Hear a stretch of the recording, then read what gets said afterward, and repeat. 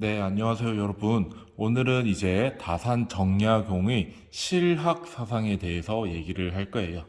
자, 여태까지 성리학에 대해서 배웠다가 이제 실학이라는 학문으로 넘어왔는데, 왜 유교에서 실학을 배우느냐 하면, 이 다산 정약용의 실학 사상은요, 기본적으로는 유교 사상에 기반해서 얘기를 하고 있기 때문이에요. 그래서 내용을 살펴보면 유교와 연관되어 있는 부분이 굉장히 많다라는 거 여러분들이 기억하면 굉장히 좋을 것 같습니다. 일단 우리가 조선 시대에 실학이 들어오게 되는 배경에 대해서 잠깐 얘기를 할게요.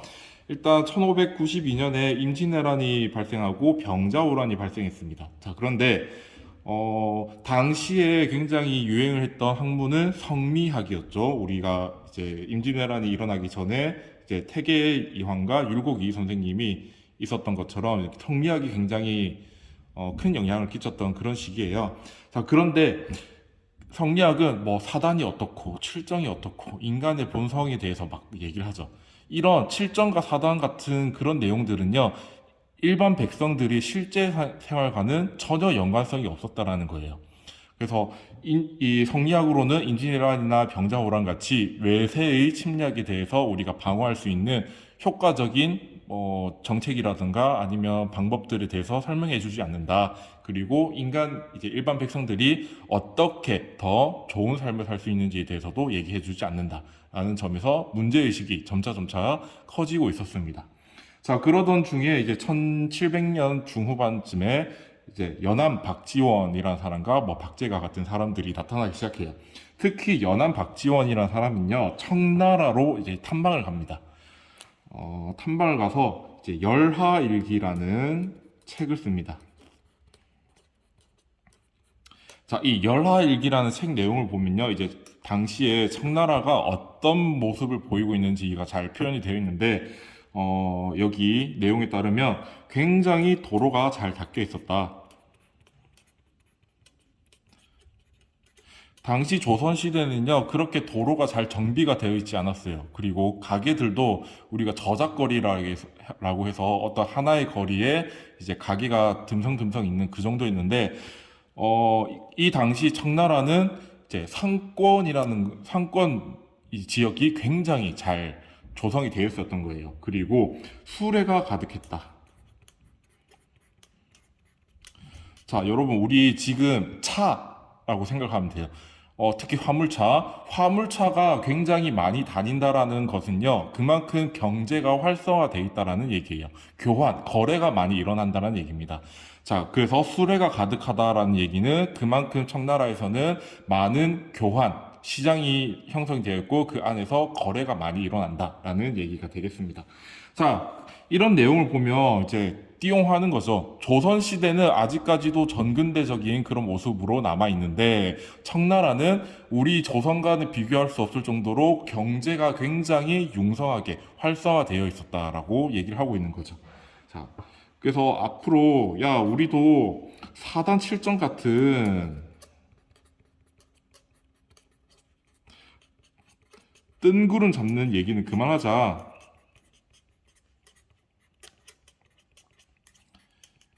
이런 현실과 동떨어진 그런 얘기는 그만하고 우리가 실제 생활에서, 사건에서 무엇이 옳은지에 대한 것을 구하자라는 얘기를 합니다. 이것을 한자로 하면요, 그리고 옳음을 이제 한자로 바꾸면 시거든요. 시비지심할 때 시거든요. 실사구시를 이제 얘기를 하는 고증학이라는 학문이 나옵니다. 그래서 고증학이 나오고, 이 고증학을 바탕으로 좀 더 현실에 유용한 것은 무엇인지, 실용적인 것은 무엇인지 탐구하는 학문인 실학이 나타나게 되는 겁니다. 이런 배경을 가지고 있습니다. 그래서 우리가 선생님이 앞에서 얘기했듯이 뭐 박지원이라든가 박제가 같은 사람도 나오고, 정약용은 특히 유교 사상을 바탕으로 실학을 이제 얘기를 했다라는 것 좀 알면 좋겠는데, 우리가 배울 내용은요, 사실상 이제 실제 생활에서 유용한 것은 무엇인가에 대해서 얘기를 해주는 정약용의 사상이 아니라 인간의 본성에 대해서 얘기를 하는 것에 더 초점이 맞춰져 있으니까 그 부분에 대해서 우리가 수업을 하도록 하겠습니다. 자, 뭐야? A4 용지가 있죠. 자, 첫 번째. 자, 이제 먼저 다산정약용은요, 성리학과 굉장히 많은 차이점을 가지고 있습니다. 첫 번째가요, 기일원론이라는 얘기를 할게요.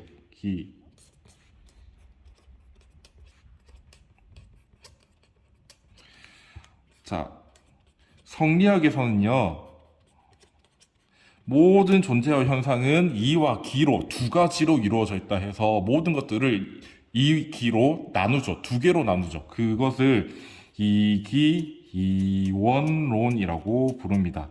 자, 그런데 다산은 달라요. 모든 것은 기 하나로 이루어져 있다라는 얘기를 하기 위해서 기일원론이라고 부르고 있습니다. 자, 내용을 살펴보자면 모든 존재는 지금 학습지에 없는 내용을 하고 있는 거예요. 모든 존재는 독자적인 이와 기의 합으로 이루어진 것이 아니다. 자, 성리학에 대해서 정면으로 반박하고 있죠. 그러면 다산이 생각하기에는 이 세상에 있는 모든 존재와 현상은 어떻게 이루어지느냐? 모두 기에 의해서 이루어져 있는데, 기는 스스로 운동 변화할 수 있죠. 자, 성리학적 측면에서 봅시다. 기가 운동하고 변화할 수 있는데 그 운동하고 변화할 수 있는 이유는 이가 명령해서 그렇게 운동하고 변화할 수 있다고 얘기했죠. 자, 그런데 다산의 생각은 달라요. 기는 이에 의해서 명령 받아서 움직이고 변화하는 것이 아니라 스스로 운동하고 변화합니다. 자, 하며 그렇게 운동하고 변함으로써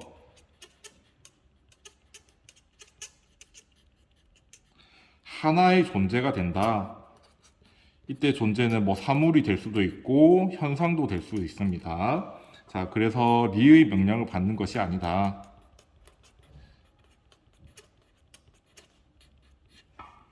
세 번째, 그러면 리는 무엇인가? 리는 무엇인가?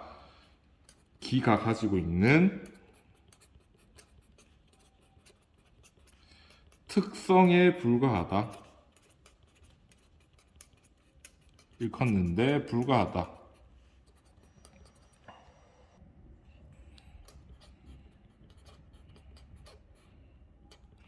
자, 그래서 리라는 것이 혼자서 존재하는 뭐 어떤 보편적인 이치나 원리 이런 것이 아니라 그냥 기가 운동하고 있는, 기가 운동하는 특성, 변화하는 특성, 또는 모든 존재는 기로 지고 있다 했죠. 그래서 장준혁이라는 어떤 존재는 기죠.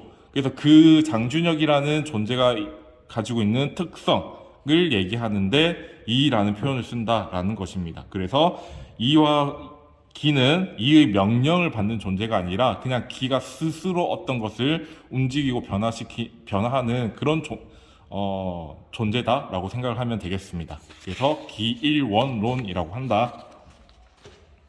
자, 다음 이제 하늘에 대해서 바라보는 관점도 달라요. 자, 정약용이 생각하기에 하늘이라는 것은 상재라고 부르게 되는 존재다. 자, 또 성리학과 비교하자면 성리학에서는요, 일단 하늘은 이치 그 자체고 나중에는 뭐라고 불러요? 태극이라고 부르는 존재와 같습니다. 그래서 하늘은 그냥 이치일 뿐이에요. 자, 그런데 다산이 생각하기에는 이런 구조로 본다면 굉장한 문제가 생긴다라고 생각을 하게 됩니다. 자, 어떤 문제가 생기냐? 성리학에서는 이치로서의 하늘을 얘기하죠.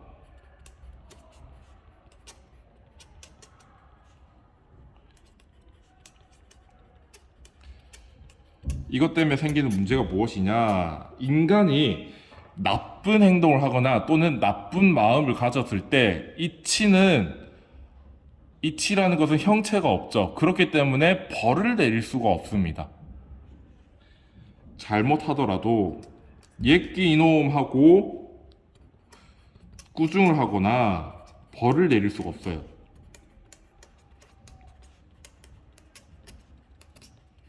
자, 그렇다면 인간이 나는 이렇게 잘못된 행동을 하더라도 잘못된 마음을 가진다고 하더라도 나는 처벌을 안 받네? 그러면 내가 왜 좋은 행동을 해야 되지? 라는 생각을 할 수도 있잖아요.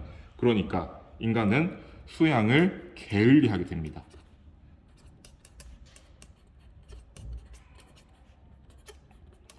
이런 문제점이 있다라고 생각을 해요. 그리고 다산 정약용은요, 이제 매형이라고 하죠. 그 매형이 천주교를 공부를 했었습니다. 그리고 다산 정약용 본인도 천주교를 공부를 했어요. 자, 천주교에서 가장 위대한 존재는 누구죠? 하느님이라는 신이라는 존재가 있죠. 자, 그래서 동양에서의 하늘과 서양의 서학, 천주교에서 말하고 있는 신을 동일한 것으로 생각하게 됩니다. 그래서 이제 동양에서 그런 존재를 뭐라고 부르냐? 하늘은 상제다. 자, 당연히 이것은 천주교의 영향을 받았다.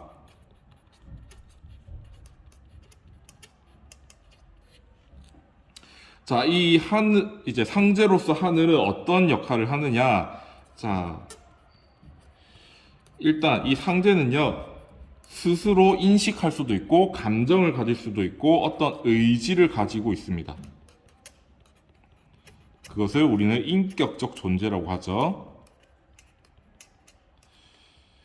만약에 여러분들이 이제 좋은 행동을 했으면, 너무 잘했다. 너무 착한 일을 했구나. 아이고, 기특해라. 이런 감정을 가지게 되고, 야, 너 잘했으니까 내가 너한테 좋은 상을 줄게. 라고 하면서 의지를 가지고 어떤 액션을 취하게 되는 거죠. 자, 이렇게 된다면 인간의 비도덕적인 행동을 관찰하고 벌을 내릴 수도 있게 되는 거고, 또 비도덕적인 생각을 했을 때도 우리 내면 속까지 다 알아차리는 거예요, 이 상제는요. 자, 그러니까 나중에 벌을 주게 된다라고 생각을 합니다. 그래서 이제 하늘에 대해서 어떤 존재로 보느냐에 대해서도 성리학과 다산 정약용 실학사상은 다른 내용을 담고 있습니다. 자, 세 번째, 이제 본성에 대해서 얘기를 할 건데요. 자, 다산 정약용의 본성론을 우리는 성기호설이라고 부를 겁니다. 자, 성리학에서는요, 계속 비교를 하죠. 성리학에서는 자, 이일분수로 인해서 이치가 기질 속에 들어갑니다. 자, 그리고 기질 속에 들어갔을 때 이제 본성이라고 부르는 것이 되죠. 그래서 기본적으로 본성이라는 것은 어떤 보편적인 원리 또는 이치로 보고 있습니다. 자, 그런데 다산 정약용은 이마저도 불편한 거예요. 왜? 이치로만 남아 있다고 하는 것은 인간에게 아무런 영향을 끼치지 못한다라고 생각을 하는 것 같아요. 왜? 성리학에서는 이치는 스스로 무엇인가를 할 수 있는 존재가 아니니까. 자, 그래서 본성에 대해서 바라보는 관점은 어떻느냐? 자, 성이란 형이상학적이거나, 자, 형이상학적이라는 것은 형체가 없다라는 얘기죠. 자, 그리고 독립적인. 자, 이선기후, 이제 성리학에서 말하는 이선기후에 따르면 기가 없더라고 하더라도, 형체가 없다고 하더라도 그 이치는 먼저 존재한다고 보고 있죠. 자, 그런데 다산 정약용이 생각하기에는 본성이라는 것은 형이상학적인 것도 아니고 독립적인 것도 아니고 어떤 것의 성질에 불과하다라고 얘기하고 있습니다. 어떤 것의 성질. 그래서 성이란 어떤 것의 성질이다. 특성 같은 거예요. 특성. 그 존재만이 가지고 있는 이제 특별한 성질 그런 거. 자, 그런데 자, 감각을 지닌 존재에게는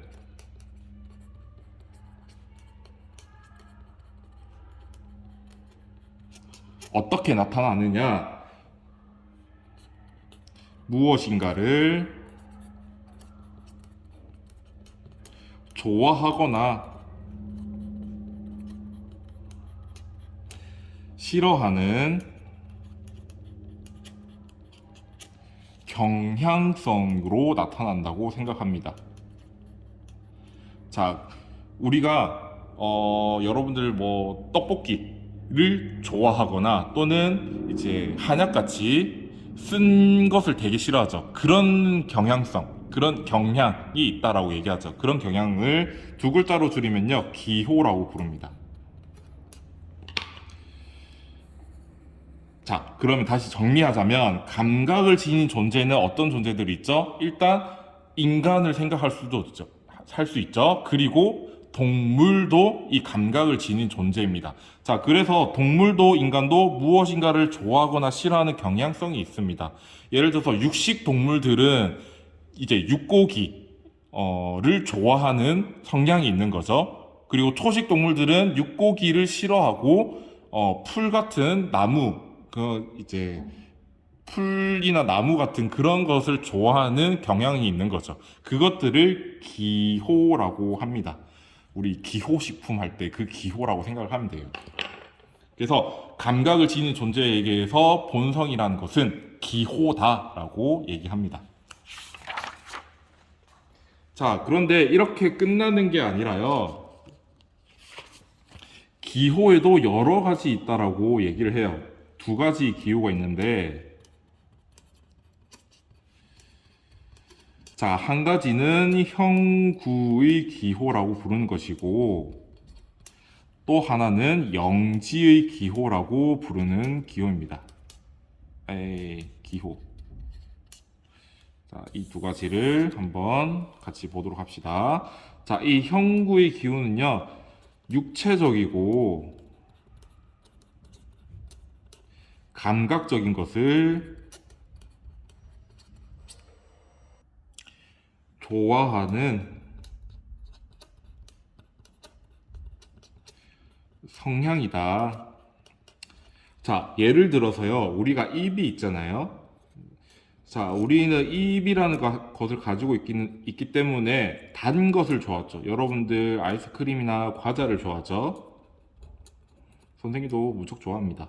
자, 반면에 이 입이라는 것은 쓴 것을 굉장히 싫어합니다. 쓴 거 싫어.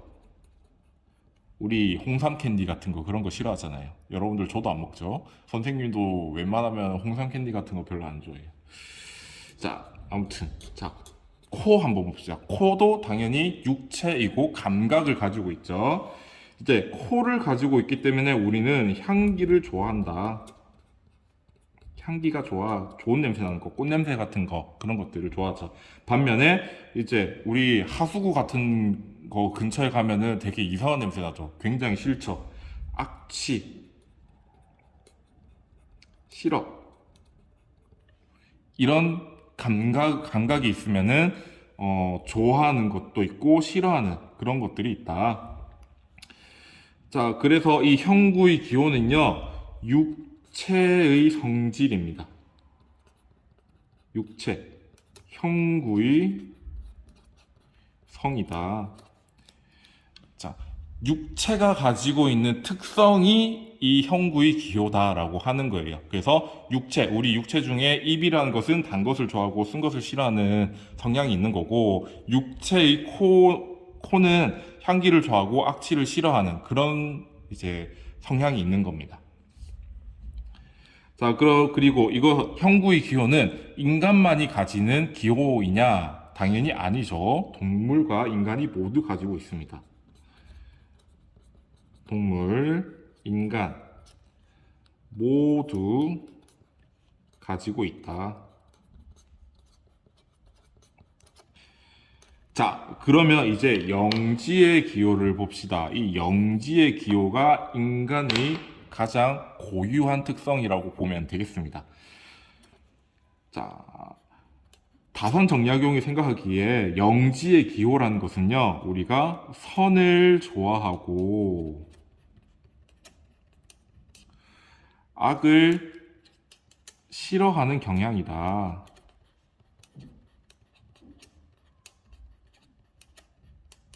실제로 인간이라면 어떤 도덕적인 것을 좋아하죠. 우리가 실제로 그렇게 행동하지 않는다고 하더라도 도덕적이었으면 하는 바람이 있습니다.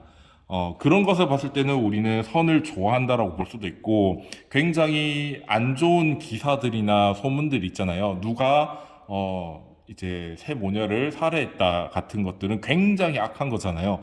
그런 것을 봤을 때는 우리는 그런 이제 좋지 않다라고 생각하고 피하고 싶어 합니다.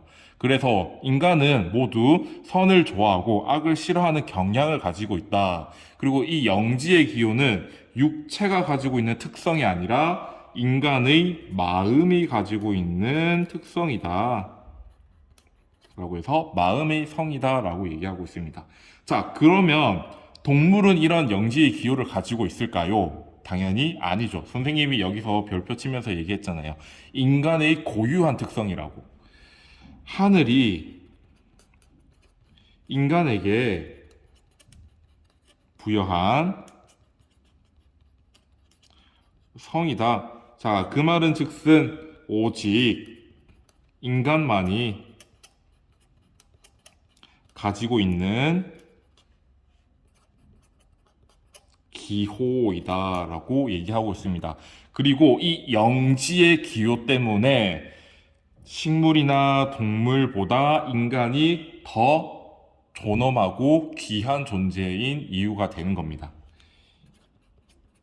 인간이 존귀한 이유다.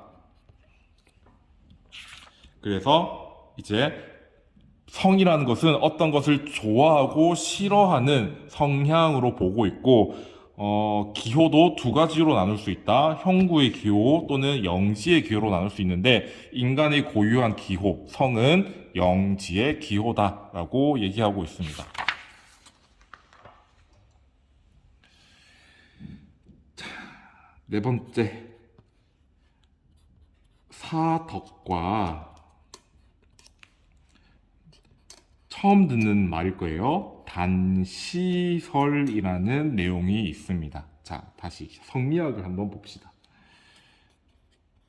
자, 성리학에서는요, 사덕이 뭐였죠? 사덕? 당연히 인의 예지였죠. 우리 맹자 때부터 얘기했던 겁니다. 사덕이 있는데, 자, 성리학 주희는요, 맹자에서 나오는 이 사덕을 이치로 보고 있죠. 본연지성이고,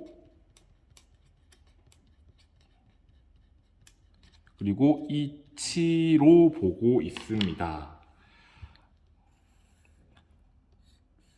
자, 그런데 다시 다산이 생각하기에 이렇게 보는 것은 인간이 실제로 효도하는 행동을 하지 않는다고 하더라도 그 사람은 효도의 이치를 가지고 있는 거예요. 또 그 사람이 실제로 정의로운 행동을 하지 않는다고 하더라도 그 사람은 정의로운 이치를 가지고 있는 거예요.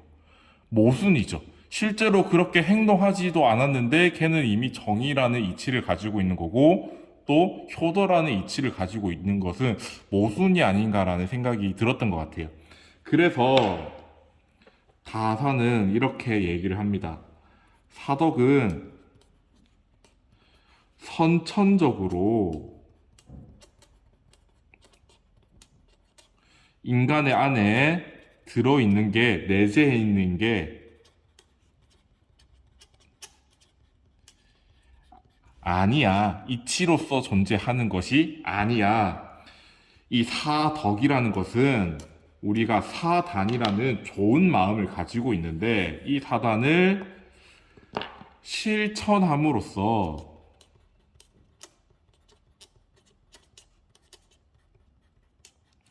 형성되는 후천적인 덕일 뿐이야 라고 얘기하고 있습니다. 자, 그러니까 우리가 효도라는 것을 실제로 실천해야만 그 사람은 효도의 덕을 가지고 있는 효도하는 사람으로 불릴 수 있는 거죠. 즉, 이 인의 예지라는 것은 우리가 실제로 다른 사람을 불쌍히 여기고 가엽게 여기는 행동을 계속 꾸준히 실천해야만 그 사람은 인이라는 덕을 가질 수 있는 겁니다. 자, 우리가 옳은 것을 추구하고 옳지 않은 것을 부끄러워하는 마음을 가지고 실천해야만 이 의라는 덕을 가질 수 있는 거예요. 자, 그래서 이 사덕이라는 것은 우리가 태어날 때부터 가지고 있는 이치가 아닌 것이고 우리가 실천을 통해서 만들어가는 어떤 덕과 같은 그런 것이다 라고 얘기하고 있습니다. 그래서 후천적인 것이다, 선천적인 것이 아니다 라고 얘기하고 있습니다. 자, 이런 내용을 뭐라고 부르냐면 위에 적혀 있는 단시설이라고 부르는 거예요. 자, 사단을 이제 얘기를 하는 거예요. 지칭하는 거예요. 단은 시작이다 라고 부르는 겁니다. 자, 단시설. 사단은 인간의 선천적인 선한 마음이다. 그리고 사덕의 시작이다 라고 얘기하고 있습니다. 즉, 자, 측은지심, 수호지심, 사양지심, 시비지심. 자, 이게 사단이죠. 자, 이게 사단인데 그냥 우리가 이 선한 마음을 태어날 때부터 가지고는 있어요. 가지고는 있는데 이것을 실천하지 않는다면 우리는 인의 덕을 가질 수가 없는 것이고 의의 덕을 가질 수가 없는 것이고 예의 덕을 가질 수도 없는 것이고 지의 덕을 가질 수가 없는 겁니다. 실천해야만 인의 덕을 가질 수 있고 의의 덕을 가질 수 있고 예의 덕을 가질 수가 있고 지의 덕을 가질 수가 있는 겁니다. 그래서 우리가 사덕을 가지기 위한 시작이 무엇이냐? 사단이다 라고 부르는 점에서 단시설이라고 불러요. 자, 이것과 비교되는 게 성리학에도 있습니다. 주의 성리학에서는요, 주의는 이제 사단을 우리 마음속에 인의 예지라는 선한 덕이 있다라는 것을 알 수 있는 단서다라고 보고 있거든요. 성리학의 단서설이라고 부르는 것도 있습니다. 이것도 자주 비교가 되어서 출제가 되고 있습니다. 그래서 여러분들 다산정리학용의 단시설과 성리학, 주의 성리학에서 말하고 있는 단서설을 잘 기억을 했으면 좋겠습니다. 자, 성리학에서 단서설은 인의 예지는 선천적인 것인 거고 이미 우리 마음속에 이치로서 존재하는 거죠. 자, 반면에 단시설에서는 선천적으로 사덕이 존재하는 것이 아니라 후천적으로 우리가 노력을 통해서 실천을 통해서 만들어 가야 된다라고 보고 있다는 점이 굉장한 차이점이 있습니다.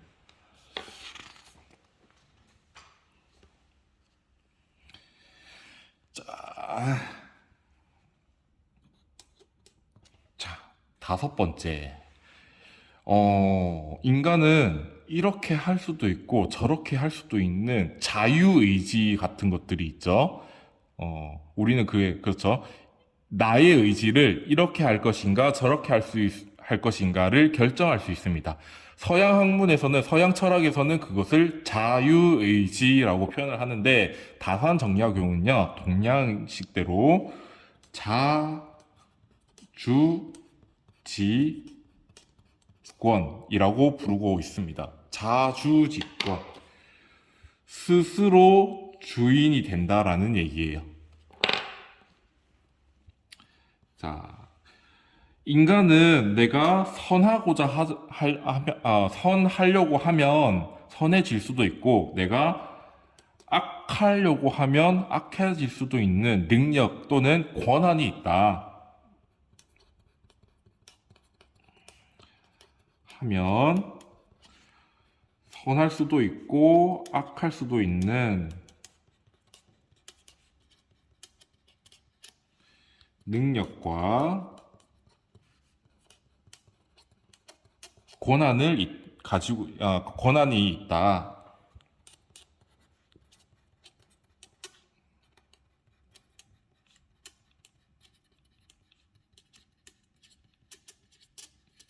인간은 이런 자주직근을 가지고 있습니다.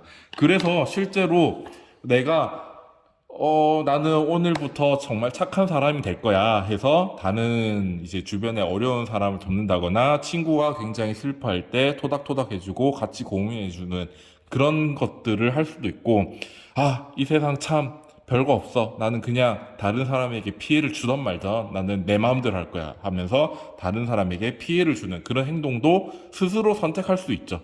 자, 그래서 인간은 내가 선하려고 하면 이제 선할 수도 있고, 내가 악하고자 하면 악할 수도 있습니다. 그런 능력과 권한이 이미 인간에게는 들어가 있는 거예요. 누가 줬을까? 당연히 상제, 하늘이 인간에게 준 것이겠죠. 그래서 여태까지 우리가 배웠던 성리학에 따르면요, 인간은 별다른 문제가 없이는 원래 선한 행동을 하도록 결정되어 있는데, 뭐 때문에 선한 행동을 못하게 된다? 사욕, 인욕이라는 나쁜 욕구들 때문에 우리가 선한 행동을 하지 못하게 되는 거죠. 이미 선한 행동을 하도록 결정이 되어 있지만 방해를 받는 거예요. 성리학에서는. 자, 그런데 다산 정약용은 완전히 다르게 보고 있죠. 선과 악행의 실천은 선천적으로 결정되어 있지 않습니다. 내가 어떻게 하고 싶어 하느냐를 선택했을 때, 그리고 그것을 실천했을 때 선하게 되거나 악하게 되는 겁니다. 인간이 스스로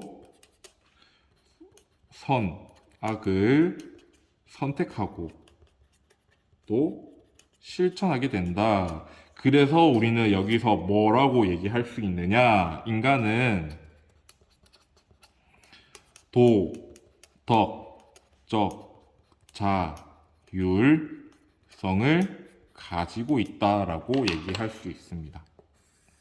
자, 자율성.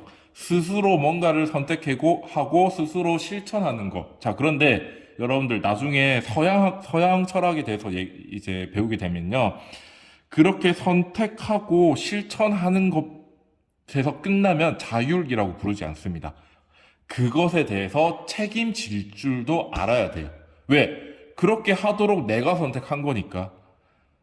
내가 선하려고 했으면 그 선한 행동을 한 것에 대해서 내가 책임을 져야 되는 것이고, 내가 악한 행동을 하려고 해서 악한 행동을 했다면 그 결과에 대해서 내가 스스로 책임을 져야 됩니다. 그게 인간이 존엄성을 가지고 있는 이유예요. 마찬가지로 다산도 자율성이 있다는 것은 그 결과에 대해서 스스로 책임을 져야 된다.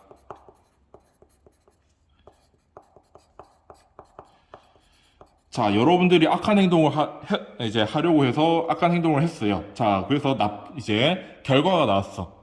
자, 그 결과에 대해서 나는 아무 책임이 없어요. 할 수 있나요? 당연히 책임이 있죠. 왜? 내가 그렇게 하도록 선택한 거고 실천을 했으니까 당연히 우리는 책임을 물을 수 있어야 됩니다. 자, 누군가가 정말 저 사람이 미워가지고 살해했어요. 자, 그러면 우리는 그 사람에게 책임을 물어서는 안 되는 걸까요? 당연히 책임을 물어야 돼요. 그리고 그 살해한 사람은요, 그 살해한 결과에 대한 이제, 처벌을 받을 각오가 이미 되어 있어야 되죠. 그게 책임을 지는 거고 자율성이라고 부를 수 있는 겁니다. 그래서 다선은 인간은 스스로 뭔가를 선택할 수 있고, 선택할 수 있다. 선과 악을 선택할 수 있는데 그 책임은 누구한테 있느냐? 바로 본인 자신에게 있다라고 얘기하고 있습니다.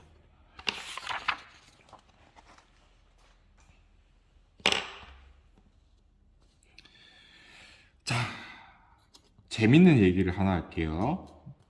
자, 다산 정약용은요, 이거 글자가 아니야. 이제 욕구라는 것에 대해서 굉장히 긍정적인 생각을 가지고 있습니다. 자, 당연히 성리학과 비교를 해봐야 되겠죠.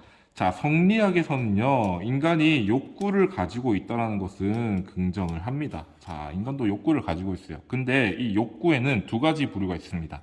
선한 욕구가 있고, 악한 욕구가 있어요. 자, 선한 욕구에는 어떤 것들이 들어가냐면요. 내가 생명 유지를 위해서 음식물을 섭취하고자 하는 욕구 같은 것들. 또는, 이런 것들. 이제, 성리학에서는 부모님이 나의 육체를 준 거잖아요. 그래서 이제 자신의 신체가 훼손당하지 않기 위해서, 어, 뭐라 해야 될까? 위험한 곳에 가지 않고자 하는 욕구가 있다. 이것은 선한 욕구라고 부르고 있습니다.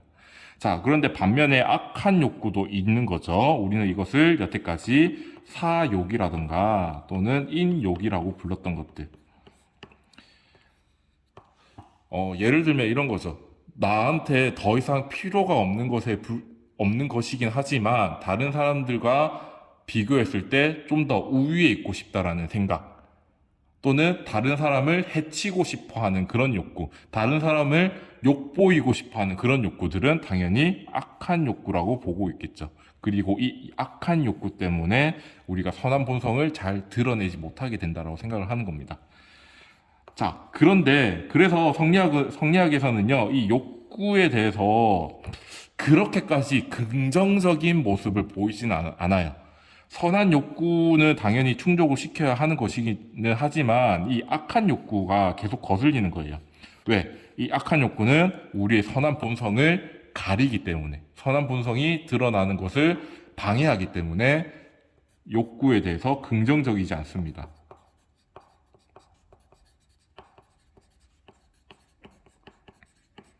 좀 찜찜한 거죠, 성리학에서는. 자, 그런데 다산의 생각은 좀 달라요. 자, 생각해 봅시다. 우리가, 어, 밥을 먹고 싶다.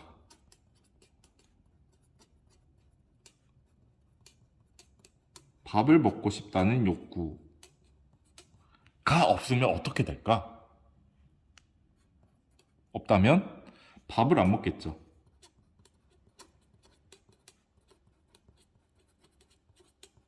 자, 그러면 굶어 죽겠죠.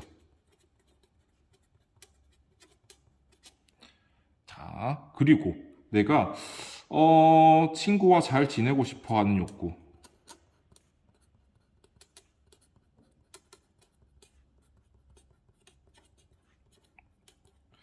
이런 것이 만약에 없다면 다른 사람과 관계를 맺지 않겠죠. 타인과 관계를 맺지 않겠죠. 자, 이렇게 되면 타인에게 피해를 주는 것에 대해서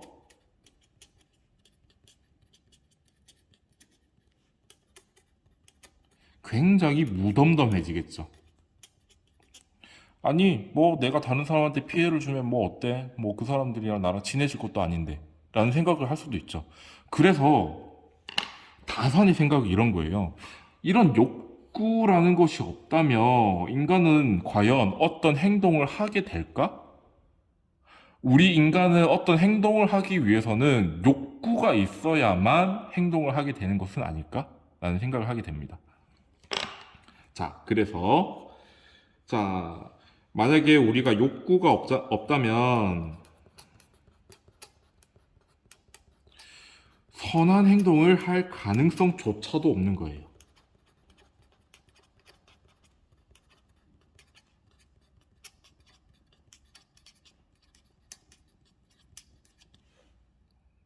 왜? 우리가 어떤 욕구가 있어야만 무엇인가를 실천하게 될 것인데, 그 실천하는 내용 중에서도 뭐 선한 행동도 있을 수가 있고, 악한 행동도 있을 수가 있죠. 그런데 만약에 욕구가 없다면 나는 어떤 행동도 할 생각을 안 가질 거예요. 그래서 만약에 우리가 욕구가 없다면 선한 행동을 할 가능성도 없기 때문에 욕구라는 것이 필요하다라는 것을 말하고 싶은 겁니다. 그래서 욕구는 우리의 인간의 생존, 그리고 도덕적인 삶을 위해서 반드시 필요하다, 필수 요소다라고 생각하고 있습니다. 이 생존과 위에 필수 요소, 반드시 있어야만 하는 것이다. 그래서 욕구에 대해서 굉장히 긍정적으로 바라보고 있습니다. 재밌는 내용이죠.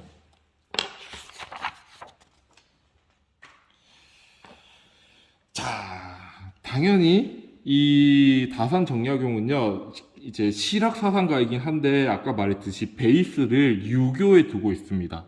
그래서 자기 나름대로 굉장히 이제 공자의 논어나 또는 맹자의 맹자 같은 그 유교 경전들을 굉장히 재해석하고 있어요. 어, 그렇다는 건 다산 정약용도 인간은 수양이 필요하다라고 얘기하고 있다라는 말이 되겠죠.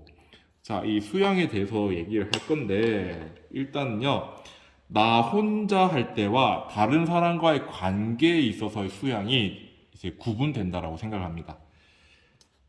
자기 수양의 자세.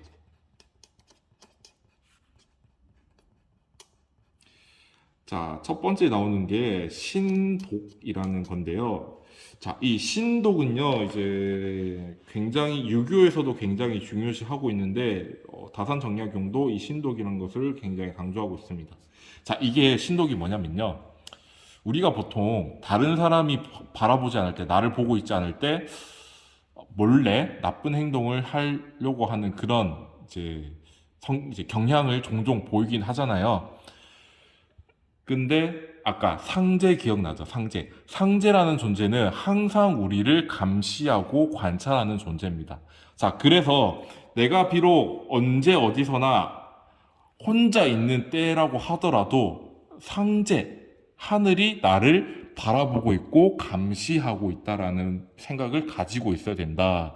그렇게 되면 우리는 매 순간마다 항상 우리는 나의 양심의 소리에 귀 기울이게 될 것이다 라고 생각하는 거예요. 그래서 혼자 있을 때, 이제 홀로 독자거든요. 혼자 있을 때 되게 자신의 목소리에, 양심의 목소리에 귀 기울이는 것이라고 생각을 하면 됩니다. 매 순간마다 하늘이 나를 감시하고 있다는 것처럼 양심의 소리에 귀를 기울이는 것. 자, 두 번째. 사천인데, 여기서 사천은요, 이제 하늘 천자거든요. 하늘천인데, 이때 사는요, 받들다예요, 받들. 받든다. 하늘을 받든다. 자, 무슨 얘기냐? 하늘의 뜻에 부합한다라는 것은 하늘이 이제 우리한테 명령하는 것을 잘 따르겠다라는 거죠. 하는 자세. 자, 아까 다사는 천주교의 영향을 받았다라고 얘기했잖아요. 자, 천주교식으로 얘기하면 하느님이 나한테 부여한 어떤 계율이라던가 규칙이라는 게 있을 겁니다. 그거는 이제 성경에 적혀 있죠. 천주교에서는. 그런 것처럼 우리가 실제 생활을 함에 있어서 하늘이 나한테 부여한 것을 있는 그대로 잘 실천하려고 하는 그 자세를 가져야 된다. 그게 사천이다라고 부르고 있습니다. 자, 자기 소양의 자세는 뭐 이것 외에도 굉장히 여러 가지를 얘기하고 있는데 뭐 우리는 이것 정도만 알고 갑시다. 자, 그리고 다른 사람과 관계에서의 자세는 어떻게 해야 되는가?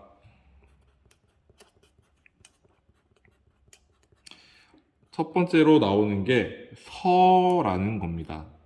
우리 언제 배웠죠? 이거 우리가 배운 적 있습니다. 공자에서 나왔었죠.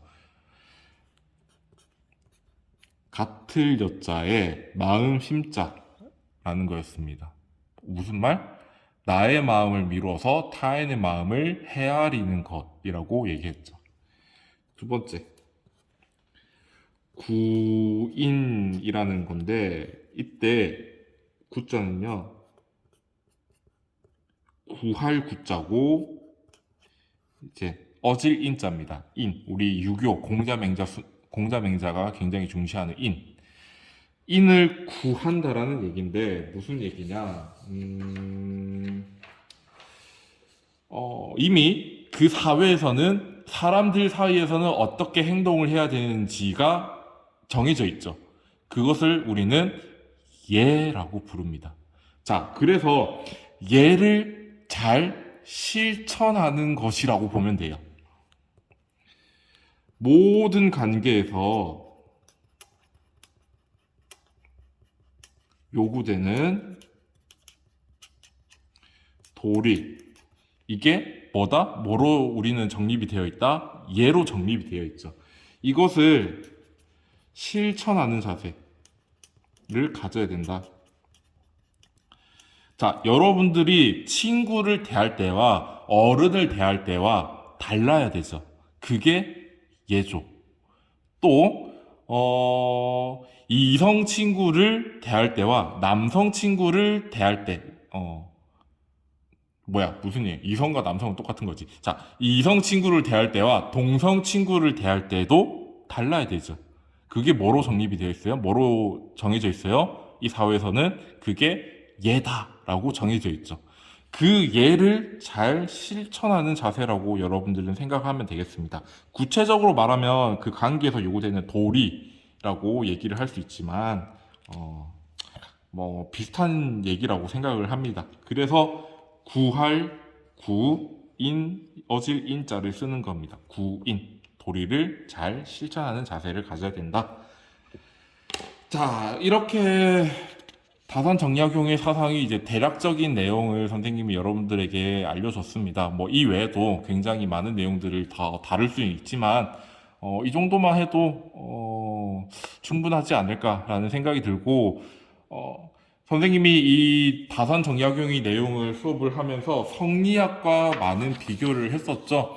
실제로 모의고사나 수능에서도 성리학과 다산 정약용을 비교하는 식으로도 종종 출제가 되니까 여러분들 공부할 때 성리학과 다산 정약용의 사상을 이제 비교해가면서 공부를 하면 좀 더 명확해지고 잘 이해가 될 거라고 생각이 듭니다. 자, 아무튼 오늘 여태까지 태계 이황과 율곡의 사상에서는 좀 수업 시간이 짧았긴 했는데 이번에는 좀 완전히 다른 내용을 하다 보니까 수업이 길어졌던 것 같아요. 아무튼 오랜 시간 동안 수업을 듣느라 고생 많았고 다음 시간에 또 재밌는 사상을 배우도록 합시다. 오늘 하루 고생 많았습니다. 오늘은 여기까지. 끝.